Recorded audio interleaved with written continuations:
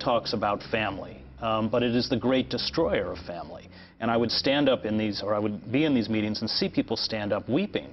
And they would be weeping for unsaved spouses or children.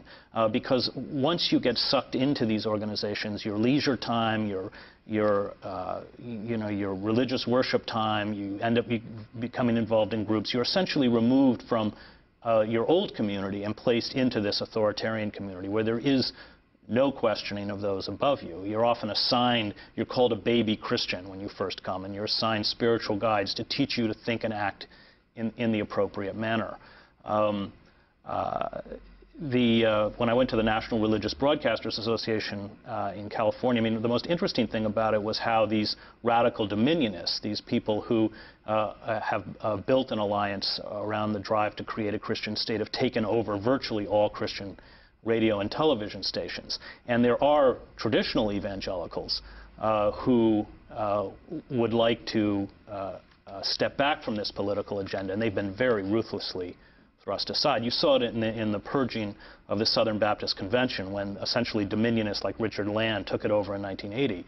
There were many ministers who were very conservative, thought abortion was murder, were no friends to sort of gays and lesbians, but they didn't buy into that political agenda, which of course has been fused with rapacious capitalism. I mean, this movement talks about acculturating the society with a Christian religion. In fact, it's the inverse. What they've done is acculturate the Christian religion with the worst aspects of American imperialism and American capitalism. And there's a kind of uneasy alliance with many of these corporate interests, but it serves their turn. I mean, when you're creating the corporate state, it's very convenient to have an ideology that says, don't worry, you don't need health insurance, because if you have enough faith, Jesus will cure you. It doesn't matter if all of your jobs are outsourced and there are no labor unions, because God takes care of his own. And not only that, but God will make you materially wealthy. This is the gospel of prosperity. So essentially what we've seen is that fusion between those who want to build a corporate state and this ideological movement that thrusts believers who come out of deep despair into a world of magic and miracles and angels. And what are the corporations that are part of this? Well, the DeVore's, a guy who founded Amway, Target, Sam's Club, they bring in a lot of these corporations like Walmart and Sam's Club and other, bring in these sort of dominionist or evangelical ministers into the plants as a way to mollify workers. Subscribing to this belief system is essentially about disempowerment. We're talking to Chris Hedges. He's written the book American Fascists. How does this fit in to the race for president in 2008? Well, certainly this movement has tremendous reach within the Republican Party. I mean, I think we could argue it all but controls the Republican Party at this point. We see it with John McCain, who in 2000 called Falwell and Robertson agents of intolerance and is now sort of falling all over himself to court this movement. I think it's a mistake to think that George Bush somehow embodies the movement. I think there's a great deal of frustration with Bush. Remember, on the issue of immigration, and there is a tension, uneasy alliance between these corporate interests and this radical movement. And I think we should also say, as Robert Paxton points out in his book Anatomy of Fascism, that fascist movements always build alliances with conservative or industrial interests, and oftentimes these alliances are not seamless. But on the issue of immigration, Bush sided with the corporations who want illegal immigrants for cheap labor. There's a huge nativist element, a huge hostility towards immigrants within the movement, and that angered the Christian right. I think they're going to go searching for another candidate, maybe Brownback, I don't know, who they feel. I mean, it boils down to the fact that they feel Bush was not radical enough. And they're going to go searching for a candidate that is going to swing further further right. I mean, further towards the radical agenda that they have at their core. And this clip from Robertson, I think, is a public display of, unleashed how far they'd like to go. Chris Hedges, Iran. Let's talk about Iraq-Iran war and what you call the American fascists? Well, that's a really important point, because none of these movements can take power unless there is a period of prolonged instability or a crisis. They can make creeping gains, and they've made tremendous gains, including taking hundreds of millions of dollars of American taxpayer money through the Faith-Based Initiative program. But I think as weak as our democracy is, we can hold them off unless we enter a period of instability.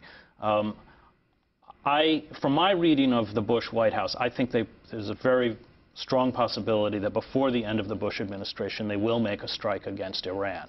I think that what they've done is, or what Karl Rove has done, is essentially adopt a corruption of Leon Trotsky's notion of permanent revolution, only it's permanent war. Now, there's huge, the military-industrial complex, which is making huge profits off the war in Iraq, let's not forget, is essentially driving this administration.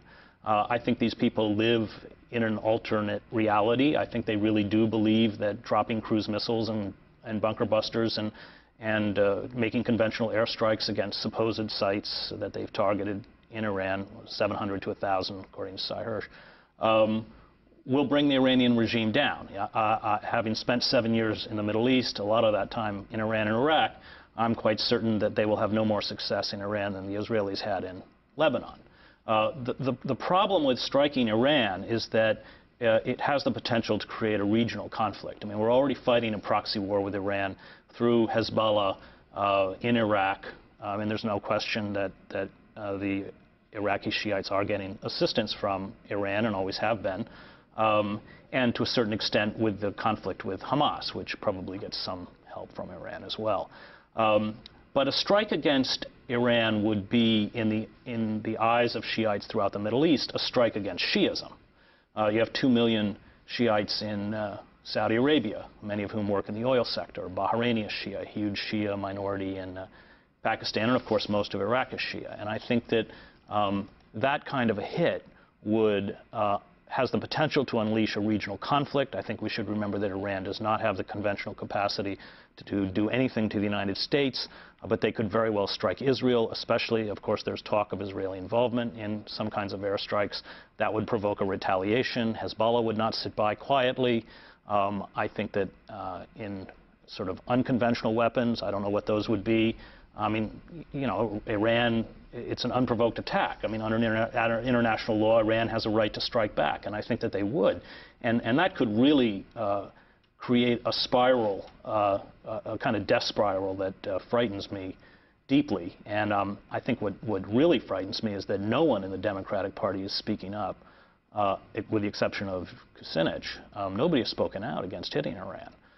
I wanted to ask you about this latest headline that we read today. You have what came out in the last few weeks, reporters in Baghdad getting this unusual briefing where they weren't allowed to name names or even take in their video cameras, being told that Iran was supplying, highest levels of the Iranian government sending sophisticated roadside bombs to Iraq that have killed 170 coalition troops since 2004. I want to ask about Michael Gordon, your former colleague at the New York Times, the person who was so-called breaking the story, who was deeply involved with the weapons of mass destruction myths also in his writings with Judith Miller. And now this latest today, the Iranian government accusing the U.S. and Britain of being involved in an attack last week that killed 11 members of Iran's Revolutionary Guard.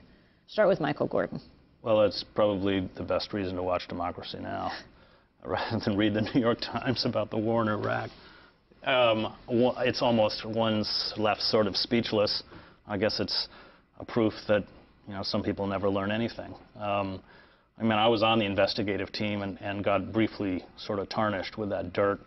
I was based in Paris covering al-Qaeda, but did get sucked into one of these sort of sham Chalabi stories. Which one? It was the one where they supposedly had a defector in Lebanon. It wasn't my story, but, I mean, it ended up, you tend on investigative units to work as teams. It was Lowell Bergman's story, which was broadcast on Frontline, but he could not fly to Beirut to interview the guy, so I did. But, I mean, it was my body. I was there. Explain who he was. Well, he was an imposter. Supposedly he was a general, and he was talking about training camps that were being run in Iraq for Al-Qaeda, and I think it's been pretty well discredited. So I find it. I mean, I find the sort of the tactics are. And we see it, ratcheting up with the rhetoric with Iran. I mean, we see that they're familiar tactics and familiar lies, and it's just stunning that people as bright as Michael Gordon buy into it. I don't get it. Of course, it's not just Michael Gordon. He writes the piece, and then the institution of the Times, well, they put it on the front page. Exactly. They're the ones that make it the big exclusive story based on unnamed sources, right. And it beats this drum for war. Right. What will you do if the U.S. attacks Iran? Well, I'm not going to pay my income taxes. I just am in such despair over the consequences of that war and the fact that there just really seems to be no organized opposition. And I think that I have a kind of moral responsibility as someone who comes out of the Middle East and has, I mean, directly, friends throughout the years that I spent there who would suffer tremendously from that. And I sort of, it may not change anything and it may be sort of futile, but I think that at least when it's over, I'll have earned the right to ask for their forgiveness. Christian Zionist movement, how does it fit into this? Well, the relationship between this radical movement and the radical right in Israel is one that really brings together Messianic Jews and Messianic Christians who believe that they have been given a divine or a moral right to control 1/5 of the world's population who are Muslim. It's a really repugnant ideology. The radical Christian right in this country is deeply anti-Semitic. I mean, look at what they, when the end times come, except for this 144,000 Jews who flee to Petra and are converted, I think this is a creation of Tim LaHaye. Jews will be destroyed along with all other non-believers, including people like myself who are nominal Christians in their eyes. There is no respect for Judaism in and of itself. It's an abstraction. It's, Jews have to control Israel because that's one more step towards Armageddon.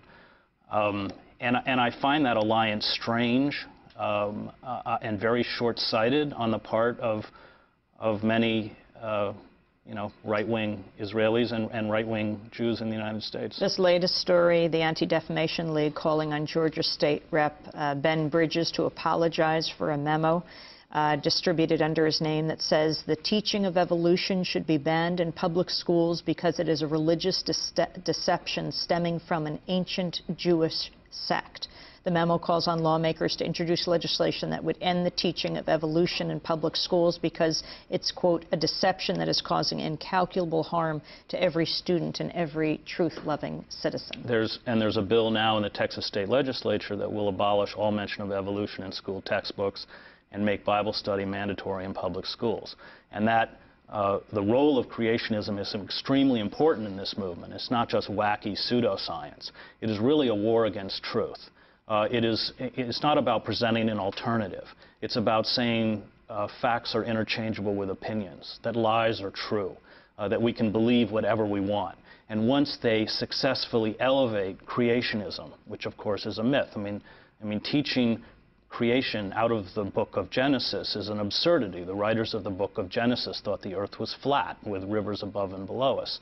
But what it does is destroy the possibility or sanctity of honest, dispassionate, intellectual, and scientific inquiry. And when they do that, they have made a huge step towards creating the totalitarian state. Chris Hedges, I want to thank you very much for being with us. Chris Hedges is the Pulitzer Prize-winning former foreign correspondent for the New York Times, currently a senior fellow at the Nation Institute. His latest book is called American Fascists, the Christian Right and the War in America. Thanks for joining us. Thanks, Amy. When we come back, we'll look at a major ruling that restricts police surveillance of public gatherings in New York. Stay with us.